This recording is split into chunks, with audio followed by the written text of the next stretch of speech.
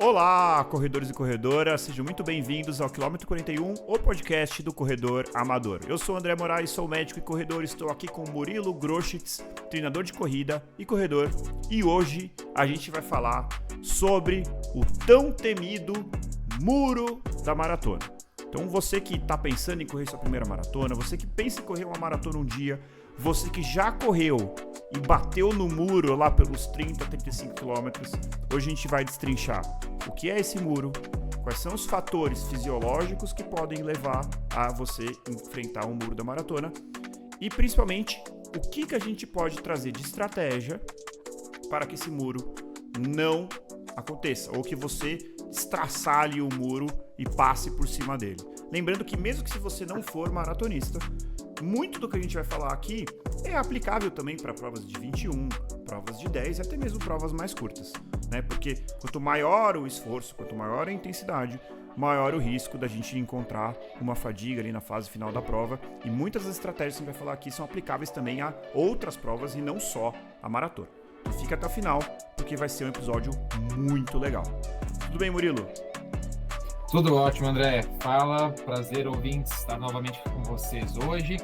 E, André, eu acho o tema muito relevante, muito legal o que você falou, que dá pra gente extrapolar, né, os ensinamentos que a gente vai dar aqui hoje para outras distâncias.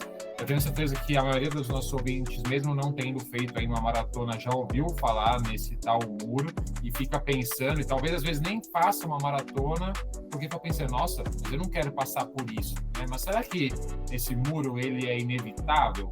Ou será que dá para a gente implementar algumas estratégias para minimizá-lo ou até mesmo para não encará-lo, né? E aí, André, acho que é muito importante a gente já contextualizar, e aí eu vou me embasar aqui num estudo que a gente vai mencionar mais para frente, que é o que é o muro, né? O que é essa queda de performance? Porque, assim, a gente sabe que, nossa, contexto ideal, né, de qualquer prova, é fazer num ritmo constante ou num ritmo progressivo, né? O famoso split negativo. Então, você fazer a segunda metade da prova, seja de 5, seja de 10, de 21, de 42, fazer a segunda metade mais rápido do que fez a primeira metade. Esse é o cenário ideal, é o que todo mundo vislumbra e tudo mais. Mas muitas vezes isso não é possível, há pessoas que têm mais dificuldade de fazer isso e eu me enquadro nessas pessoas. Muitas vezes minha segunda metade de prova sai ligeiramente mais lenta do que a primeira metade, mas a gente está falando ali de 2 minutos, né? Uma queda de ritmo, talvez ele estivesse ali correndo com um pace de 4,30 e de repente ele subiu para 4,40, 4,50. Isso é uma coisa. O que é o muro da maratona? É uma queda expressiva do ritmo, né? Uma queda muito significativa, e aí o valor que esse estudo, talvez outros mencionem valores um pouco diferentes, mas o que seria para esse estudo que a gente vai mencionar uma queda mais significativa? Seria uma queda do ritmo de pelo menos 25%, tá? Por 5 quilômetros ou mais, e no caso da maratona, que isso aconteça após o 20º quilômetro. Tá? Então, a gente está falando de uma queda de 25%. Então, se a pessoa está correndo num pace de 6 a 10 km por hora, ela passou a correr a 7,5 por hora. Isso é quebrar. Isso é você encarou o seu muro. Você não consegue mais desempenhar na velocidade que você vinha desempenhando antes. Certo. Isso é realmente o quebrei. Justo. Quebrei, me ferrei, encarei o muro da maratona, passei ali mais ou menos 3 horas de prova, quilômetro 30, 28, 35, para uns, para outros, vai variar um pouco, e meu ritmo simplesmente despencou. Uma fadiga, assim, que extrapola o normal esperado para uma maratona. Você Exatamente. não consegue mais sustentar a velocidade. Isso é o muro da maratona. Muito legal, Murilo. E você estava falando, e assim, eu estava tentando pensar aqui, trazer um pouco da experiência e tentar trazer para uma sensação um pouco diferente do que é justamente essa diferença entre o quebrar e uma queda de ritmo que às vezes pode acontecer e tal. E, gente, assim, não sei se você vai concordar, assim, né? 25% às vezes pode ficar um pouco... Mas, assim, quebrar é aquilo que eu sempre falo. Você não deixou de desempenhar porque você não teve força de vontade ou porque você desistiu. É algo incontrolável. Você vai ter que começar a ter que caminhar no meio. É uma sensação, muitas vezes, pessoas que podem até desmaiar, vomitar, não completar a prova. Então, isso é o quebrar, né? Não é fadiga. Fadiga, assim, é impossível, né? Você não sentir ao correr 42 quilômetros. A não ser que você seja um ultramaratonista, seja acostumado a correr 80 e corra 42 no ritmo da sua ultramaratona. Aí você talvez fale, nossa, foi um belo treino, né? Mas tirando esse cenário, que eu acho que é um cenário um pouco raro, é muito comum que você tenha fadiga ao final de uma maratona, ou mesmo de uma meia maratona, ou mesmo de um 10K. Aqui a gente está falando de uma quebra, uma disfunção, é uma coisa muito mais significativa, né? Uma sensação de náusea, de dor, de não consigo mais andar, ou mesmo de não completar a prova, né? E eu tava até um dado, Murilo, que eu estava vendo, que eu acho interessante, que eu acho que complementa um pouco.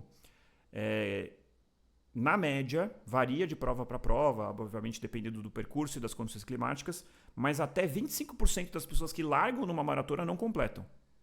É muita coisa, né? E isso é muito maior na maratona do que na meia, do que é maior do que o 10, que é maior.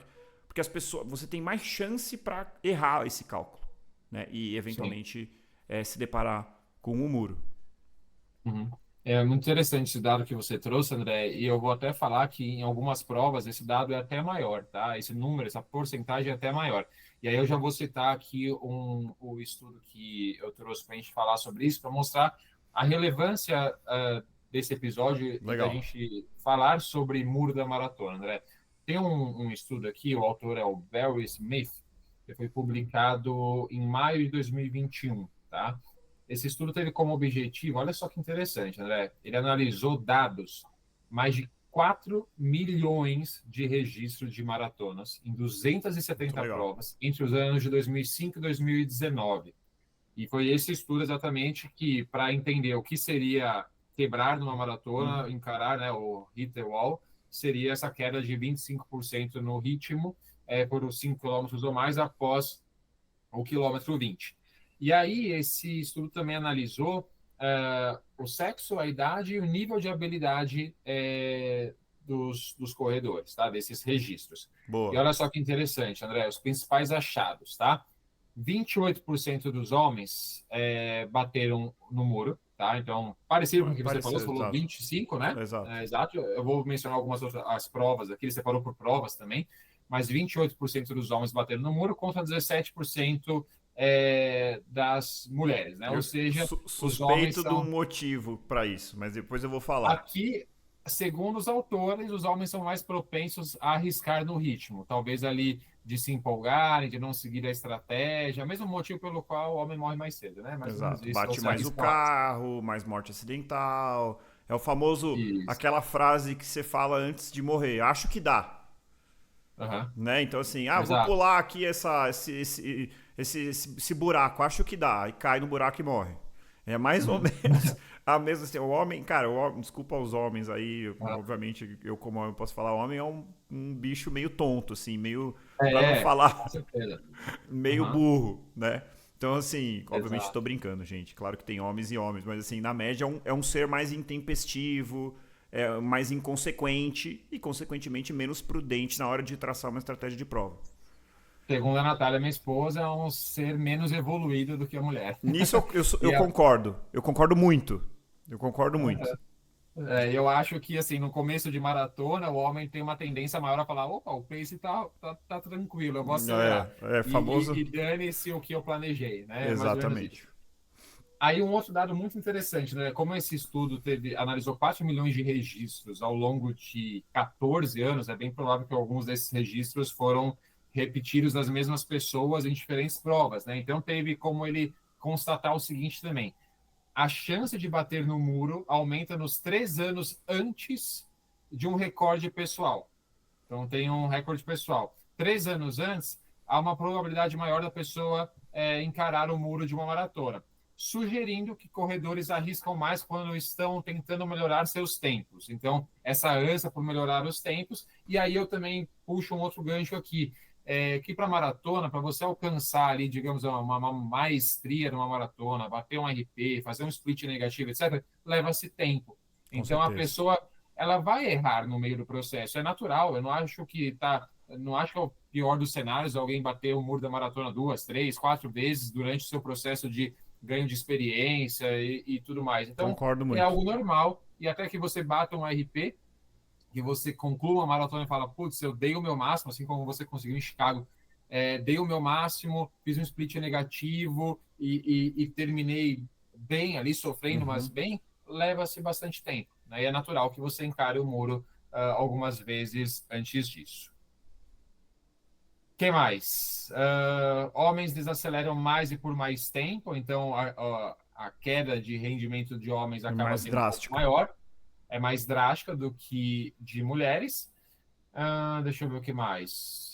Corredores mais rápidos tendem a ter uma queda maior também de desempenho quando batem no muro, então acho que é muito isso, né? Quanto maior o risco que você quer assumir, maior a chance Com também de certeza. você quebrar a cara, né? Normal, como em tudo na vida. E é isso. E aí, André, é um dado interessante que eu comecei a mencionar esse estudo porque eu falei que os números são um pouquinho diferentes, né? Algumas provas. E aí foi muito legal porque esse estudo ele conseguiu segmentar por provas também. Então, fala uma major aí, André. Uma major difícil, Nova York. Nova Tem York, aí? deixa eu ver se essa falta não ter, né? Eu vou quebrar a cara. Nova York, tem, enrolo. Nova York, 34,62% dos participantes Que bateram inclusive vai ser aqui esse no domingo, muro da maratona. Vai ser esse domingo, exatamente. dia 2 de novembro. Tem até o tempo médio da prova, 4,32 aqui em Nova York. Agora, André, um dado que me surpreendeu. A maratona com maior percentual de quebra, de atingir o muro. Chuta, qual foi? Não foi uma major. Nossa, maior percentual de quebra deve ser Rio de Não. Janeiro. Um país muito desenvolvido, assim, um lugar que dizem que é muito legal de se morar e muito caro também. Super tecnológico e tudo mais. Nossa, não sei, cara. Fala aí. Singapura, Nossa, que coisa curiosa. quase 80%, André. Nossa, que coisa estranha. Difícil de entender, né? Dados de 2016 não a sei se é um 2018. percurso muito diferente. Desafiador, calor, também não É. sei. Ô Murilo, Meio. Uhum. não sei se. Interessante. Acho que é isso, né? Acho que a condição climática, a gente teve esse ano, 2025, Berlim, que foi uma catástrofe, assim. Foi 30 graus, completamente fora. E aí, assim, a pessoa fala, pô, vou correr Berlim, prova plana, prova fria, major, vou fazer meu RP. Aí, aliás, vou falar uma coisa muito interessante sobre o que eu vivi na Maratona de Chicago, sobre esse ponto especificamente, que eu acabei não falando no nosso episódio bônus, mas vou falar aqui pra todo mundo. Berlim, então, o cara olhou e falou assim, de manhã ele já sabia que ia fazer 30 graus. E aí, o que o cara faz? Plano A. Mantém a estratégia. Muro da maratona. Em Chicago, cara, a partir de 3 dias antes da prova, eu fui recebendo atualizações da prova. E assim, eles mandaram um e-mail e falaram assim: estamos colocando como bandeira laranja a prova. Porque tava na dúvida se ia chover, depois ia fazer sol e tal. E por sorte, eles lançaram 3 boletins até o boletim da noite antes da maratona. E no final eles colocaram como verde. Então, condições ideais para correr. Então, assim, gente, pensa só, claro, isso é uma maratona que, assim, eu não consigo imaginar. Eu espero um dia correr as outras majors, mas, assim, é uma organização impecável, assim, não tem. Assim, e mesmo assim eu achei quente no final, sendo bem sincero. Mas, assim, tudo bem. O que eu quero dizer é o seguinte: os caras se dão ao trabalho de fazer isso. É pra seguir, né? Não é pra querer fazer. Eu tenho um amigão aí que é um baita de um corredor. Não sei, talvez ele até é ouvinte e apoiador. Talvez ele se reconheça, não vou falar o nome. Que foi correr maratona de Florianópolis, se eu não me engano, e não terminou a prova. Foi a primeira maratona que ele não completou, se eu não me engano. Ele estava buscando sub 2 horas e 40, então um corredor muito rápido, que viu que estava umidade alta e quente. Não sei se foi Florianópolis, mas acho que foi. Ou foi Porto Alegre, não lembro agora. Depois ele comenta aqui. E não terminou a prova. E aí ele falou, eu fui teimoso. Fui correr e não respeitei o fato de que estava quente e úmido. E quebrei a cara. Talvez Entendeu? os bons desempenhos dele nas últimas provas tenham feito com que ele. Não, isso é normal. Normal, a pessoa, Isso é normal. né? Acho que a pessoa vai se ficando cada vez mais ousada e eventualmente ela exagera um pouco. Né? Acho que isso é relativamente normal. Mas assim, Murilo, eu queria entender um pouco mais sobre as causas, né? Então, assim, a gente está entendendo que, obviamente, tem fadiga, que é uma distância muito longa. Não sei se você tem alguma coisa sobre o estudo, mas, assim, vamos entender do ponto de vista fisiológico. O que acontece no nosso corpo que, passado, geralmente, os 30 ou os 35, acontece. Uma coisa interessante para falar do muro, gente, só antes de você entrar nesse ponto, é que não é que você começa a correr, aí com 10 quilômetros você começa a falar, pô, tô ficando cansado, e aí você... O relato, eu, por sorte, nunca vivi isso, tá, gente? Deixando claro aqui, nas minhas 3 maratonas, eu não vivi nenhum muro. Mas o que as pessoas dizem é que é uma coisa meio de uma hora para outra. Tem até um outro amigo meu que conta que também foi correr a Maratona de São Paulo, buscando RP, um dia que tava quente, ele falou que estavam falando, não é dia para RP. E ele foi e ele bateu no muro que, assim, quase que não completa, e anda, e chegou passando mal. E ele falou que, assim, cara, tava me sentindo muito bem, e de repente parecia que tinham me tirado da tomada. É uma coisa meio súbita, né? Então, explica fisiologicamente o que aconteceu aí. Beleza, mas antes, André, eu vou deixar um gostinho aqui de final de novela Vale Tudo, de quem matou a Odete aí.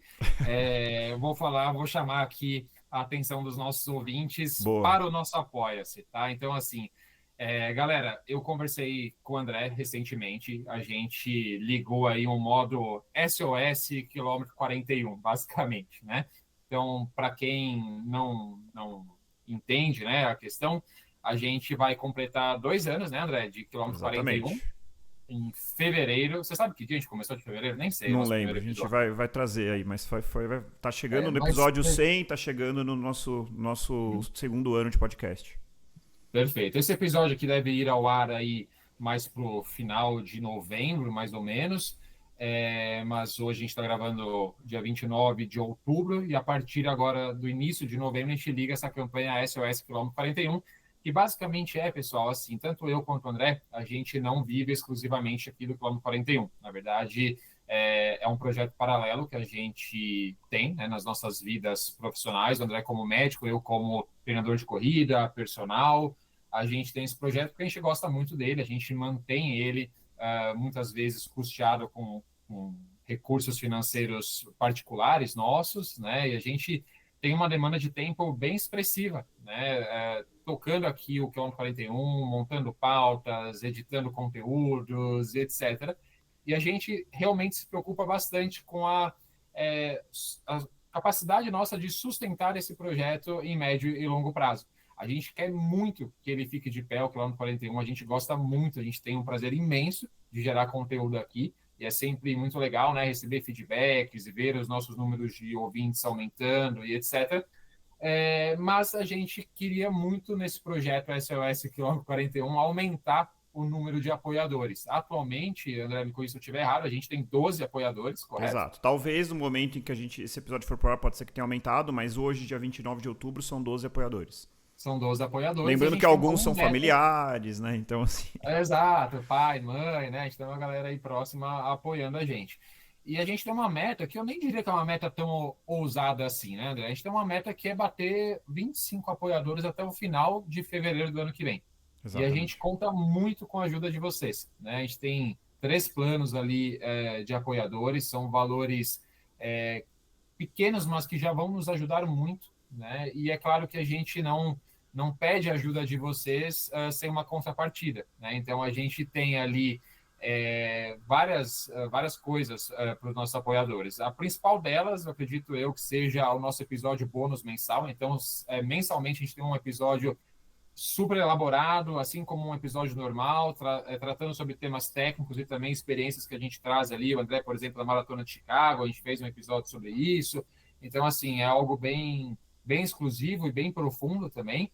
E a gente vai criar também, né? A gente, quando esse episódio for ao ar, a gente já vai ter criado o nosso Pelotão Quilômetro 41, que é uma comunidade do Quilômetro 41, uma comunidade exclusiva. A gente vai ter um grupo do WhatsApp onde a gente vai poder interagir. A gente vai falar ali sobre novos episódios, quando a gente acabou de gravar um episódio, vai perguntar para os nossos apoiadores o que eles têm de sugestão, tanto para temas de episódio, quanto também para elaboração de pautas. Então, assim, uma comunidade bem mais fechada, eventualmente também encontros presenciais, uma corrida num parque, por exemplo, no Parque Ibirapuera, um café da manhã, etc. Então, galera, se vocês puderem nos ajudar a sustentar esse projeto, a gente vai ficar muito feliz. O link está na bio ali do nosso Apoia-se, e esse fica aí o meu convite para vocês virarem nossos apoiadores. Exatamente, gente. Então, assim, o Murilo falou tudo, mas basicamente o que a gente precisa é custear. A gente não tá falando aqui, deixando claro, de botar dinheiro no bolso, tá, gente? Tá falando de custear o podcast. Hoje a gente custeia, e tem custos, tá, gente? Tem custos que a gente tem para gasta com o Instagram, gasta com o Meet para poder gravar com um convidado por mais de 1 hora. A gente tem aplicativos que a gente tem que pagar assinatura para a edição. Parece pouca coisa, mas você vai somando tudo, hoje a gente sai no prejuízo, né? Então, assim, custear e, quem sabe, poder dar um passo além e profissionalizar o podcast. Então, profissionalizar a edição, que eu faço, mas eu sei que poderia ser muito melhor. Profissionalizar nossa rede social, que também nem eu nem o Murilo somos grandes Instagrammers e adeptos de rede social, então a gente, assim, eu mesmo falo assim, eu acho o aplicativo do Instagram super difícil, enfim. Então a gente pera um pouco, a gente queria conseguir profissionalizar e ter mais tempo para elaborar mais as pautas, fazer mais conteúdo relevante e transformar esse projeto em algo sustentável, né? Porque o projeto foi crescendo, o que é ótimo. Por outro lado, a demanda foi crescendo também, de tempo. E a gente é autônomo, né? Tanto eu quanto o Murilo. Um dia que a gente deixa de trabalhar é um dia que a gente deixa de ganhar. Eu sou pai, o Murilo vai ser pai. A gente tem uma família, a gente tem boleto para pagar. E está ficando um pouco complexo a sustentabilidade do projeto. Lembrando que se você adora o Quilômetro 41, não pode ser apoiador, compartilha, curta, siga, avalie. Isso ajuda também bastante a gente para o podcast crescer cada vez mais e ganhar relevância. E se você for dono de empresa ou conhecer alguém ou trabalhar numa agência de podcasts e conhecer alguma marca que está buscando um lugar para expor a sua marca, desde que tenha alinhamento com o que a gente acredita e, obviamente, tenha aquela correlação com o esporte, com corrida, com qualidade de vida, a gente pode bater um papo e ver se faz sentido. Beleza, gente? É isso aí, muito bom. Vamos lá, então, próximo capítulo aí da nossa novela aqui, Muro da Maratona. Bom, quais são as bases fisiológicas, né? O que tem ali, o que acontece no nosso corpo, André, que nos faz encarar o muro numa maratona, né? São vários pequenos pontos, né? O principal deles é o esgotamento dos nossos estoques de glicogênio muscular, né? A gente não vai aprofundar muito, a gente tem episódio que a gente trata essas questões fisiológicas um pouco mais E a suplementação fundo. de carboidrato, a gente tem episódio sobre isso. Isso, perfeito. Inclusive é uma das formas da gente evitar, né, o muro, a gente Exatamente. vai falar mais para frente. Mas, basicamente, pessoal, a gente tem ali os estoques de glicogênio. A glicogênio é uma reserva de energia, né, que fica retida dentro das nossas células musculares e também no nosso fígado.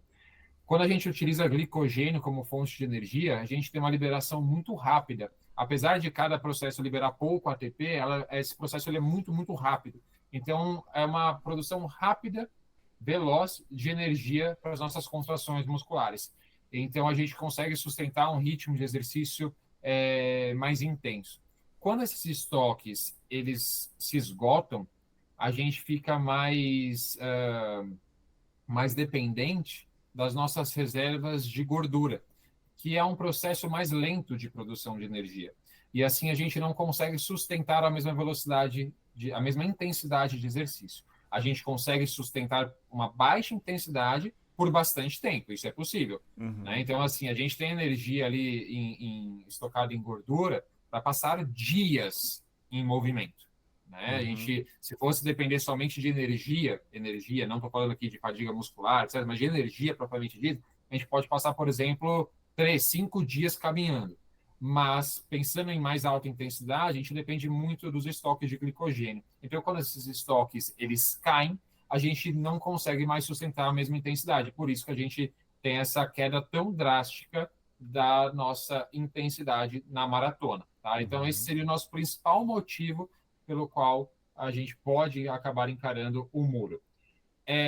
Outro ponto, André, é a questão da desidratação e da perda de eletrólitos. Então, assim, poxa, a gente já gravou aqui episódios sobre, por exemplo, prova de 10 quilômetros, né, onde a gente mencionou que muitas vezes a gente nem bebe água numa prova de 10 quilômetros. Né? Claro que a depender não é uma recomendação para todos, mas assim, uma pessoa que corre mais rápido, num clima mais ameno, não tem tanta necessidade assim de você se reidratar durante uma prova, que você vai levar talvez ali uma pessoa rápida, né? 40, 45 minutos correndo, você vai perder tempo ali se hidratando, então não tem tanta necessidade. Agora, quando a gente fala numa maratona, a gente fala de um indivíduo que tem uma sudorese intensa, talvez fazer uma maratona num clima de país tropical ali nos 20, 25, 30 graus, por exemplo, a hidratação ela se torna fundamental. E a hidratação não é só reposição de água, é reposição também de eletrólitos, né? Como sódio, potássio, magnésio e etc.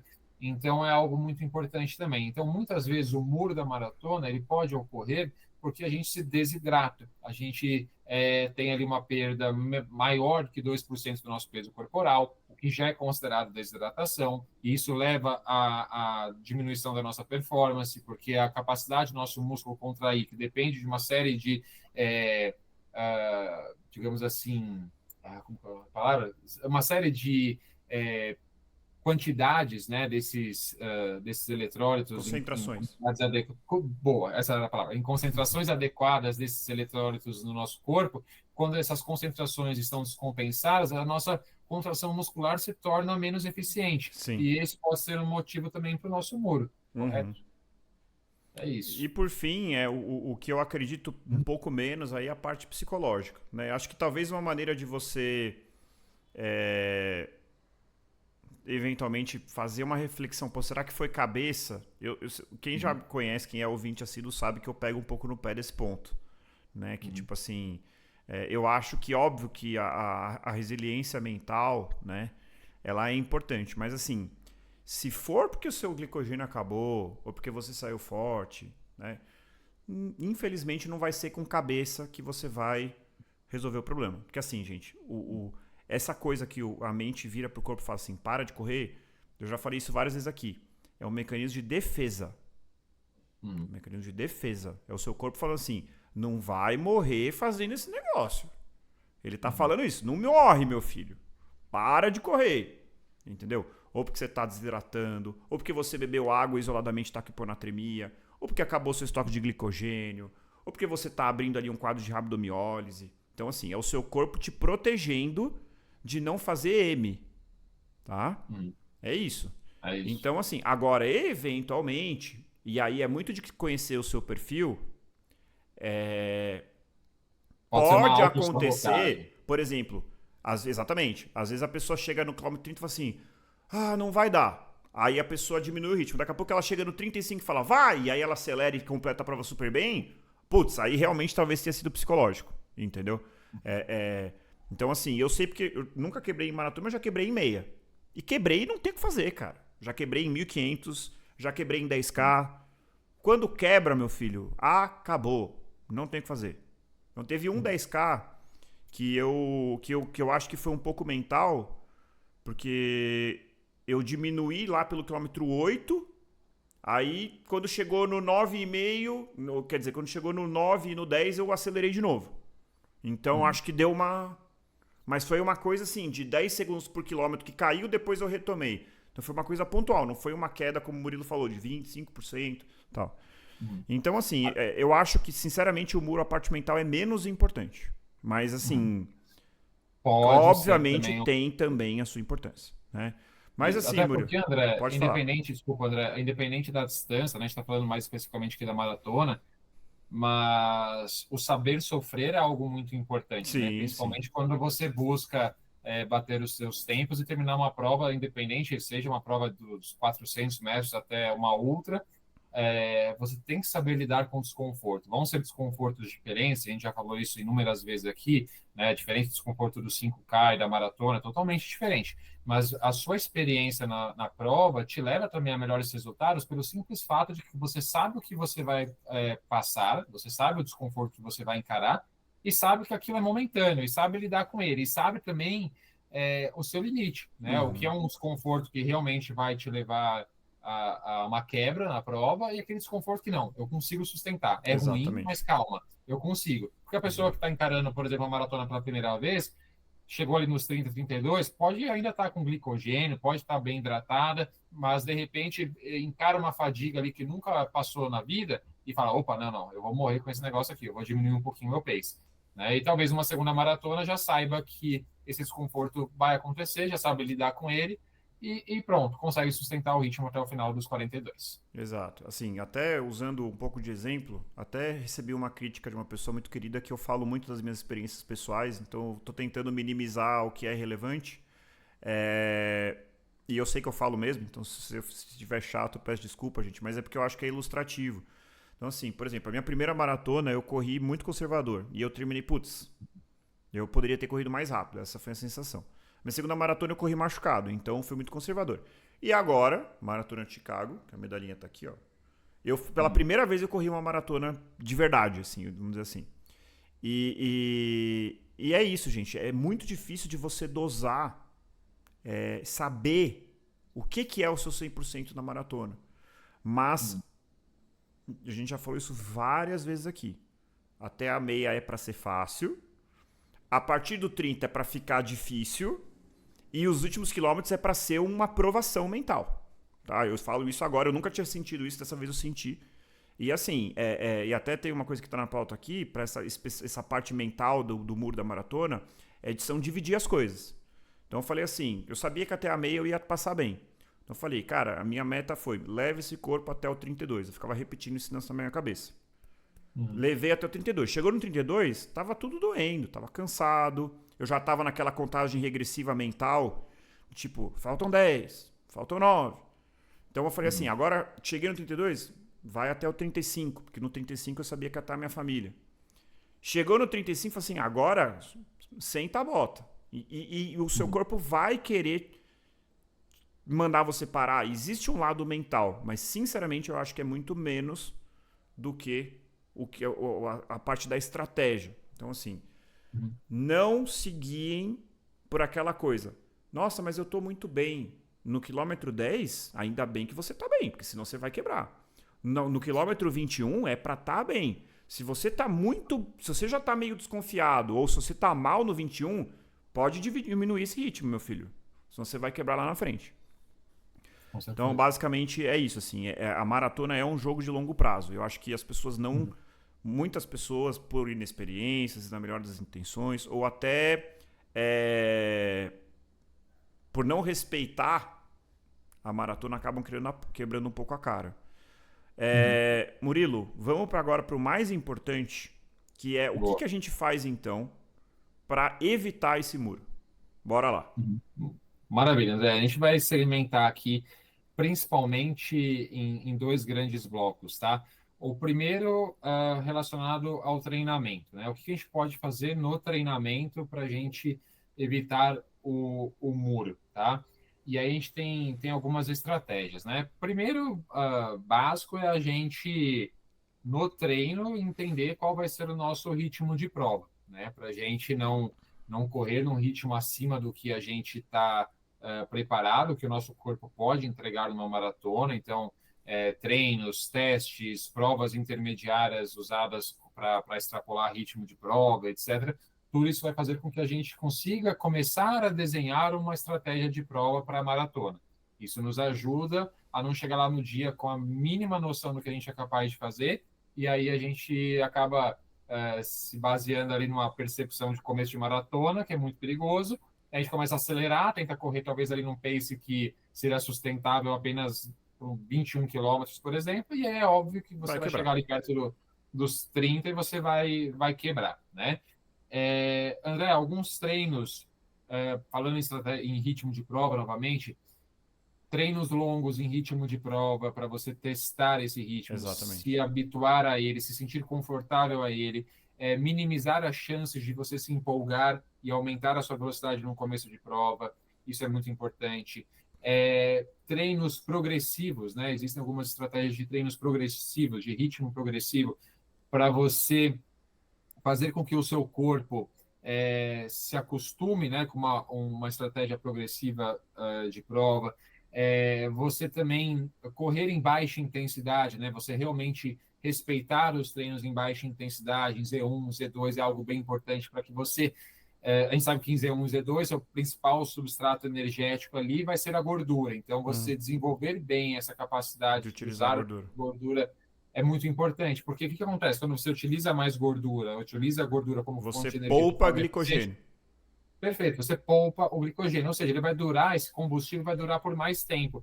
Então, a chance de você depletar os seus estoques de glicogênio durante a maratona acaba sendo menor, né? Tem um Então, ponto, aí... Murilo. Pode Uhum. terminar, desculpa.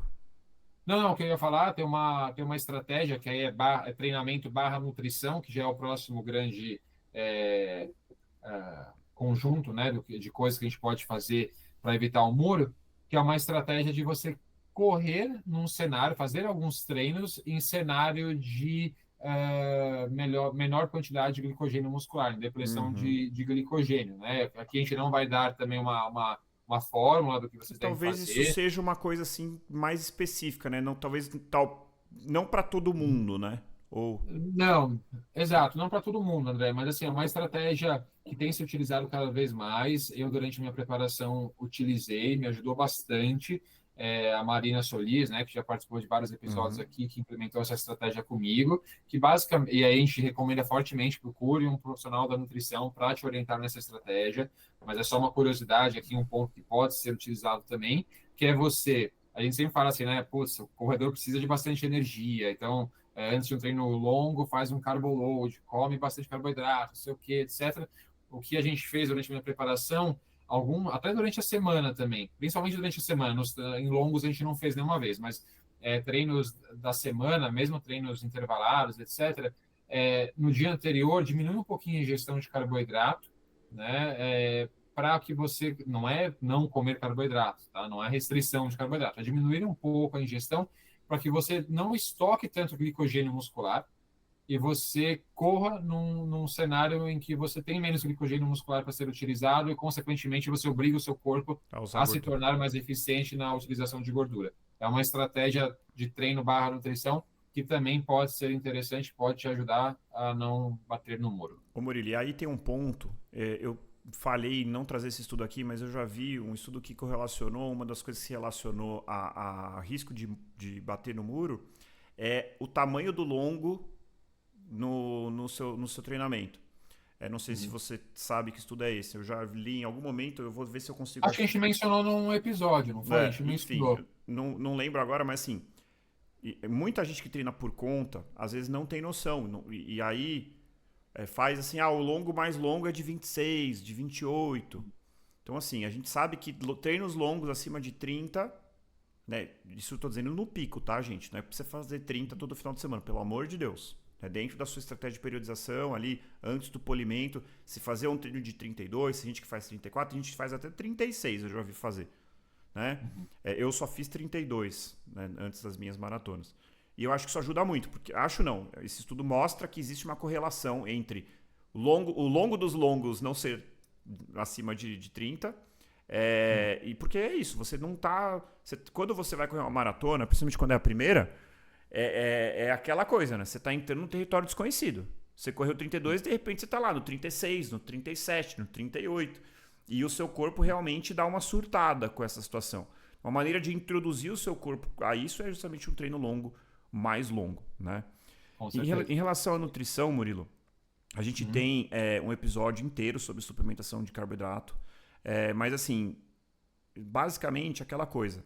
Se em outras provas, talvez na meia maratona, talvez você até possa escapar sem um gel de carboidrato ali, embora eu recomende fortemente. Para os 10K não tem necessidade. Na maratona, você vai ter que ter alguma forma de reposição Isso. de glicose. Né? E aí, assim, a dose que você vai de 40 a 60, mas tem gente que faz 80, tem gente que faz 90, tem gente que faz 100.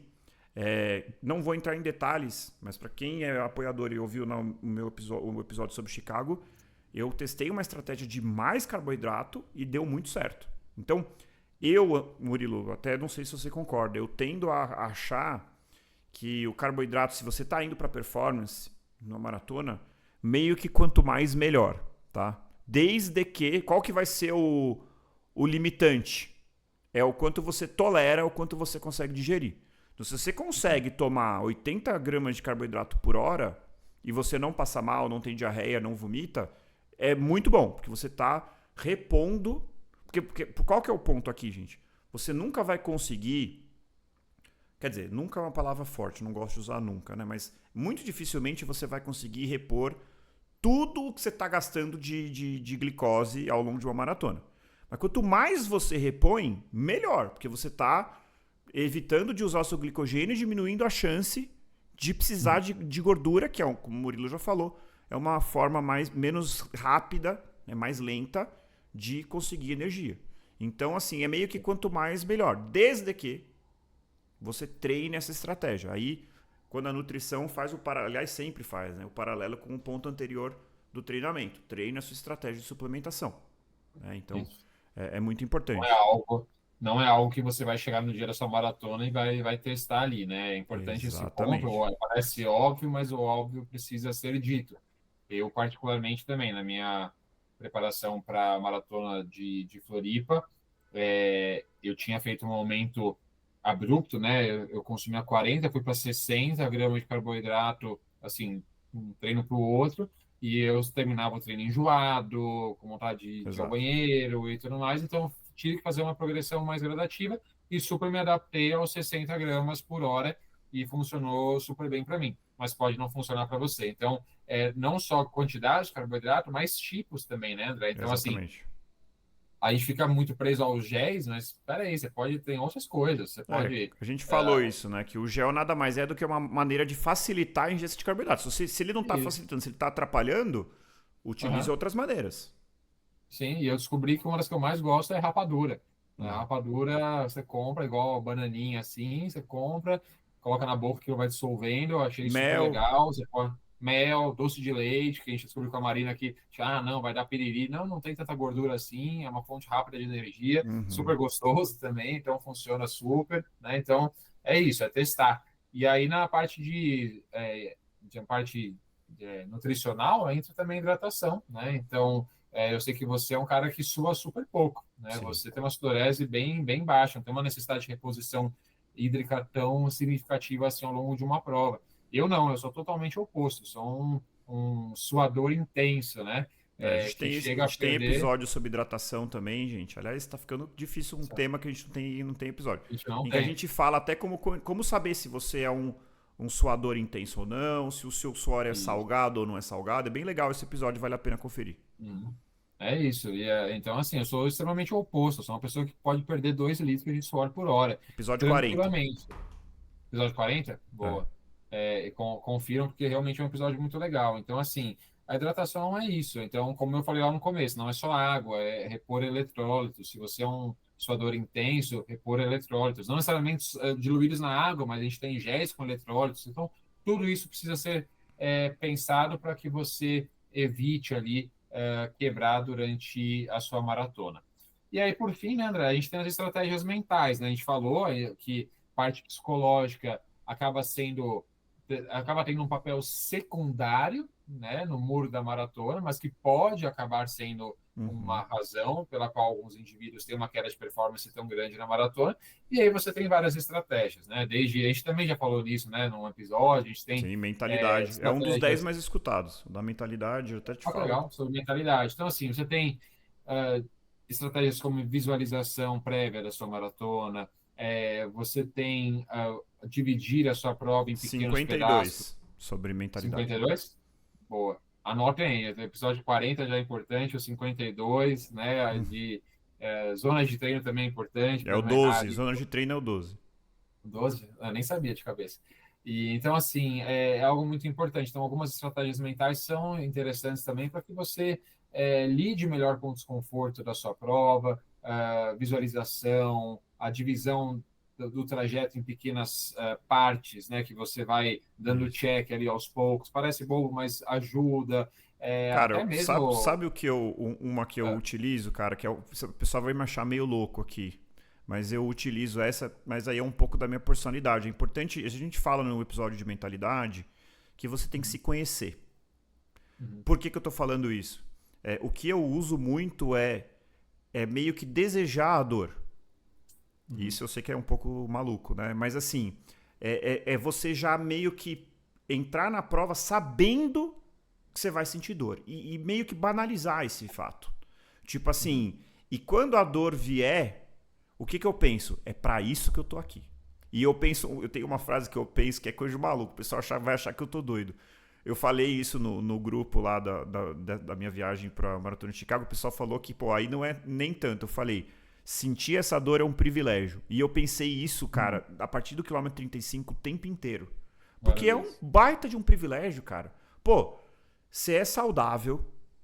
No caso de uma major, você tem condição financeira de viajar pra Chicago, você foi sorteado, a sua família tá te esperando na linha de chegada, você encaixou um ciclo de treinamento, você tá no quilômetro 35 da maratona e vai reclamar que você tá sentindo dor? É um puta de um privilégio, cara, entendeu? É óbvio que na hora você pensa isso e ao mesmo tempo você fala, eu só quero que esse negócio acabe. Mas é uma maneira de você tentar colocar um viés um pouco mais positivo. Então, assim, embora eu não seja um grande entusiasta aí da parte mental, eu acho que você olhar a dor dessa forma, acho que pode ajudar. Mas aí, Murilo, eu quero pegar esse gancho para falar, na minha opinião, a principal razão pelo qual as pessoas batem no muro. E aí eu quero saber se você concorda. Quer falar a sua ou eu falo a minha? O que você acha, assim? Eu tenho uma opinião, e isso aqui de novo, gente, saímos da ciência e estamos indo para a opinião. A minha opinião... Por que as pessoas batem no muro? Exato. Eu acho que as pessoas batem no muro porque elas correm mais rápido do que elas são capazes de completar uma maratona. É isso. Se você pode ter uma estratégia de hidratação perfeita, uma estratégia de suplementação perfeita, um ciclo de treinamento perfeito. Se você largar forte demais, você vai bater no muro. Não tem como. É fisiológico, cara. Eu já... tem até um ouvinte que mandou pra mim e falou assim, eu corri a maratona inteira em Z5 ou Z4, não lembro. Eu respondi pra ele, falei, cara, desculpa, fisiologicamente não existe. Aí ele me mandou a foto do dispositivo dele mostrando que ele ficou em Z4. Eu falei, as suas faixas de zona de treinamento estão inadequadas. Você entende o que eu quero dizer?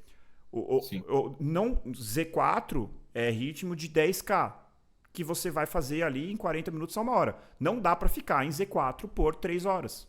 Por mais que seja um corredor rápido. Você pode beliscar a Z4. Já falamos isso 1000 vezes ao longo do podcast. Então eu acho assim, se o cara largar... O meu ponto é o seguinte, se o cara largar pensando que ele tá pensando em ritmos ideais, vamos supor que no ideal o cara tem condicionamento de correr uma meia maratona abaixo de 1h30. Então 4h15 de pace.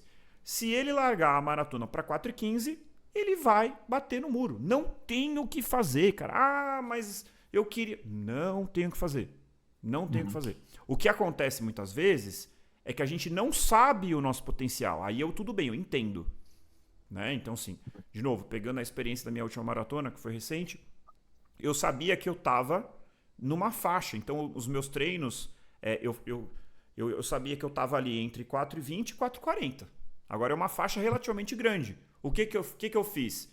Comecei 4h35, tô bem, tal, no final acelerei e terminei em 4h30 de pace, médio. Por quê? Porque eu não sabia se era 4h25, ou 4h30, ou 4h35, ou 4h40, ou 4h20. Então, você tem que ter uma faixa. E outra, esperei até a véspera para falar. Beleza, não vai ser um dia quente, não vai ter chuva, não vai ser... Ou seja, você tem que ter um range. Não existe assim, eu quero correr abaixo de 2h40. Independentemente do tempo, independentemente do percurso, independentemente se eu me machuquei uma semana antes. Então, assim, isso é pedir para quebrar a cara. Né? Não tem como. Então, a minha explicação principal, e isso é um fenômeno que, confesso que em Chicago foi a prova que eu menos vi isso. Acho que acredito que seja pelo nível dos corredores. E também porque eu larguei na quarta onda, então eu não larguei tanto com o pessoal que acho que tem menos experiência. Né? Na verdade, eu larguei na primeira onda, no quarto grupo. Nas outras maratonas, que eram maratonas menores, eu vi muita gente passando mal. E eu ultrapassei uma quantidade de pessoas ao longo da prova absurda, principalmente nos últimos 10 quilômetros, porque todo mundo quebra. Né? Em Chicago eu vi um pouco menos isso, porque você percebe, no começo você tá no quilômetro 10, já falei isso 1000 vezes aqui, gente, você tá no quilômetro 10 e o cara tá do seu lado ali. A minha vontade era falar, cara, você não vai terminar essa prova desse jeito, não dá pra você estar no quilômetro 10 assim. Bom, falei demais. Interessante. Não, interessante. Até estava vendo aqui, você falou que em Chicago viu menos, né? Mas o índice de Chicago de quebra é grande, é de 39%. Eu acho que se deve muito ao fato de você ter largado num pelotão de pessoas mais experientes, correm mais forte, etc. Pessoas que conseguem, talvez, implementar uma estratégia mais inteligente, na prova, né? Mas Hum, é bem interessante isso. E, André, o meu motivo é bem parecido com o seu. Mas eu acho que o erro de ritmo, ele não está só na prova, mas está também em não respeitar zonas de treino durante a preparação. uhum, Então, eu acho que as pessoas têm um problema muito grande, a gente já falou isso inúmeras vezes, em correrem Z1 e Z2, né? As pessoas estão a todo momento flertando ali com a zona cinzenta, né? Entre o ritmo entre limiares ventilatórios, o que faz com que se acumule muito mais fadiga do que o esperado durante o processo de treinamento e faz também com que essas pessoas não alcancem todos os benefícios que correr em baixa intensidade pode entregar para elas, como, por exemplo, a capacidade de estocar glicogênio muscular, ou o aumento desses estoques, né? utilizar a gordura como fonte de energia. Utilizar a gordura como fonte de energia, aumento de tamanho e quantidade de mitocôndrias, que são as nossas fábricas ali de energia e tudo mais. Então, essas pessoas correndo em intensidades erradas durante 4, 5 meses de preparação para uma maratona traz uma série de problemas, né? Acumula fadiga de forma desnecessária, o que faz com que talvez até o polimento ali, se ela durante o período de polimento, 2, 3, 4 semanas de polimento pré-maratona, se durante o polimento essa pessoa também não correr nas intensidades corretas, aquilo não vai ser um polimento verdadeiro para ela, ela vai chegar na prova ainda cansada Uhum. e vai fazer com que durante esse processo todo ela não tenha alcançado todas essas adaptações que ela poderia ter tido, que ajudariam a ela a correr a maratona melhor e a evitar o muro. Tá? Então, a minha questão acho que tem a ver também com a intensidade, não só no dia da prova, mas também durante todo o período de É, o, treinamento dela. o polimento, cara, eu vi essa frase e eu achei muito boa. O polimento é o momento em que você não pode mais ganhar nada, mas que você pode perder tudo. Então, Exatamente. o momento do polimento ali que o cara. Pô. E eu, cara, eu sofro muito desse problema. Eu tenho um desespero ali no polimento. Eu não sou uma pessoa ansiosa, mas eu tenho a sensação de que eu não sei mais correr 5 km quando eu estou no período de polimento. E eu tenho que me controlar, obviamente eu não faço, mas a minha vontade é treinar pesado e tal. Não respeitar. E assim, se você. Outra coisa que pode ajudar e pode também ser um ponto de divisor de águas é aquilo que a gente já falou de véspera de prova, a pessoa ficar caminhando, dormir mal ou comer mal, né? Turistar em excesso nos dias que antecedem a prova, tudo isso pode fazer muita diferença e pode acabar te levando ali até uma fadiga diferenciada no dia da prova, né, Murilo? Com certeza, André. E É assim, isso. Ó, não, pode desculpa. falar. Não, o ponto final, assim, a dica que eu acho que assim, para evitar o muro, né? E eu acho que eu nunca bati no muro, e eu sei que eu vou bater um dia. Eu sei que eu vou bater um dia, porque eu vou tentar o RP na minha próxima, e eu sei que esse meu dia vai chegar. Não tô querendo dizer aqui que eu nunca vou bater no muro. Pode ser que aconteça, mas eu até acho que um dia vai acontecer, sendo bem sincero. Nessa aqui foi. Se tivesse mais 1 km, acho que eu ia bater. Assim, eu tava no limite mesmo. Então, assim, o ponto, assim, tipo, por que que eu não bati? Acho que por que que algumas pessoas não batem? É porque é melhor? Não, é porque foi conservador. Então, assim, Uhum. primeira maratona, cara. Eu acho que eu consigo correr pra 4:30. Vai pra 4:45. Eu não sei se você concorda, eu sugiro isso. Uhum. Vou correr minha segunda. Beleza, vai pro talo. Não tem problema. Né? A depender Uhum. de como for o ciclo, a depender do percurso de prova, então é isso. Se for a primeira, seja conservador. Independentemente de ser a primeira ou não, ajuste a depender de condições climáticas, a depender de qual foi a qualidade do seu ciclo de treinamento e alinhe isso de forma clara com o seu treinador. Tenha uma faixa de meta. Não seja cabeçudo. Né? De tentar manter, né, o plano A ali a todo custo, né? Não vale a Exatamente, pena. Você vai exatamente, quebrar a cara. É. exatamente. Então, assim, tem que se adaptar e eu acho que isso é importante, porque eu já falei isso aqui milhões de vezes, é triste, cara, né? Tanto que quando eu tava traçando a minha estratégia para Chicago, eu pensei isso, falei, cara, o que eu não quero estragar a minha experiência. É isso. Então, é claro que eu queria o RP e veio, mas eu não queria estragar a minha experiência. Então, Eu não quis assim, que se dane. Não, eu quero fazer algo que seja desafiador, mas que ao mesmo tempo me permita ter uma boa experiência. Então é isso que a gente tem que buscar como corredor amador. Né? É claro, eu não tenho o sonho de conquistar o índice de Boston. Eu sei que eu vou ter que dar o meu máximo ali. Mas eu também sei que agora eu não estou pronto para isso. Entendeu? Então não é porque eu quero que eu vou fazer. Acho que esse é um ponto. Assim. Não é porque você quer que você pode. E eu não quero desanimar ninguém aqui. Eu só quero alinhar as expectativas. Eu acho que esse é o grande ponto. Sim. André, eu já encarei o muro, né, em 2013, na Maratona de São Paulo, minha Opa, primeira conta pra gente como é maratona. que foi. Legal. Conta aí. Encarei o muro, mais ou menos no quilômetro 34, se eu não me engano.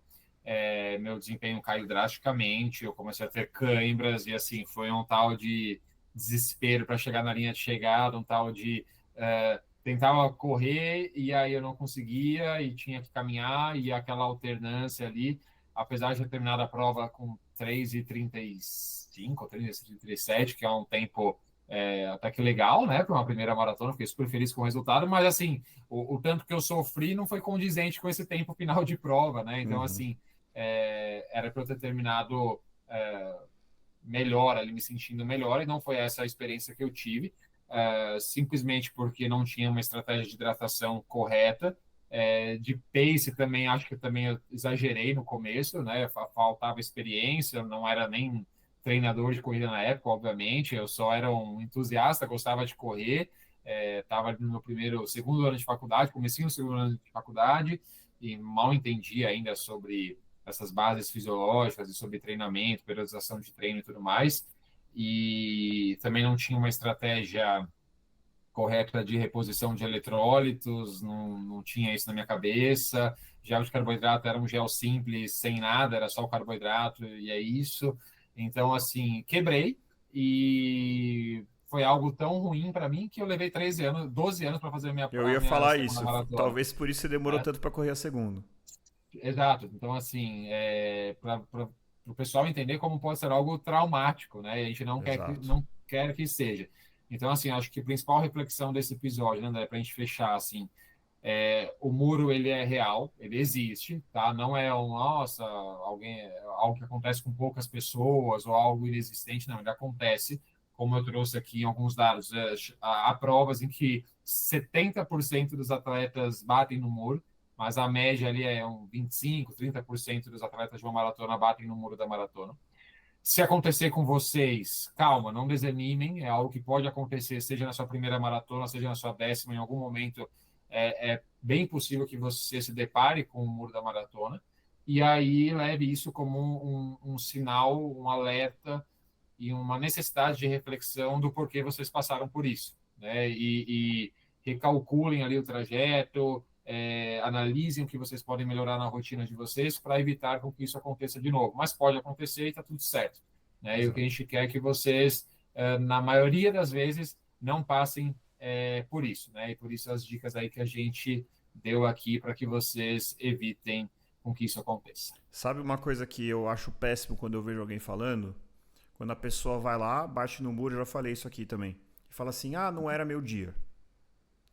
Por que eu acho péssimo? Porque no momento que você coloca o fato de você ter quebrado como uma coisa assim, meio quase que de horóscopo, assim, tipo, os astros não estavam alinhados para que hoje eu performasse melhor, você está contratando a sua próxima quebra.